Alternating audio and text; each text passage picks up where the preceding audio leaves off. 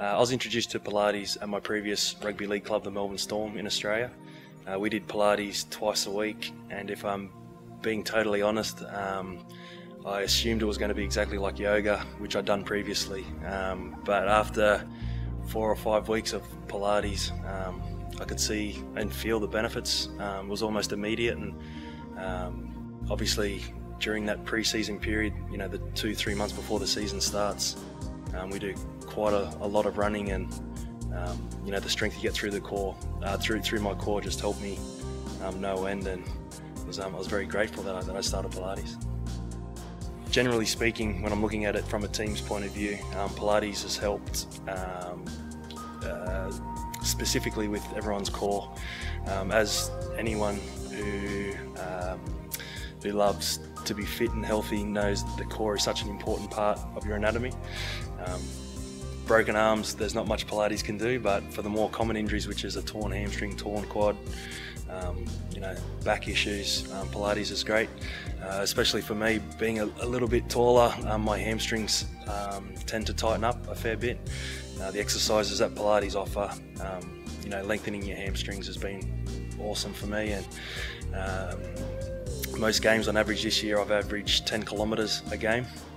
We have a little GPS, and your core has to be so strong for 80 minutes, covering that amount of distance with high impact. So, generally speaking, your core, I would say the core is the most important part. If you want to ask about me specifically, I've been tall and skinny my whole life, and it's only been the last little while since I've turned professional that I've actually put some so-called muscle on. Before that time frame, I've had 3 shoulder reconstructions, and then once I turned professional and Pilates was a part of our schedule, my shoulder strength has just grown and grown and grown year in, year out, and it's got to a point now where I don't strap my shoulders anymore, and it's only after really heavy games where I get some pain through my shoulders. But you know, the exercises with Pilates, especially on the reformer beds, has helped me no end, has helped my game no end. That's not to say that Pilates is for elite sports people. I firmly believe Pilates is for anyone, and doesn't matter how old, young, what size you are. Come down to the studio here to Tanya and her team, and I can guarantee 2 or 3 sessions in, you'll be hooked. It's one of those sort of exercises that gets hold of you, and the more you do it, the more you love it.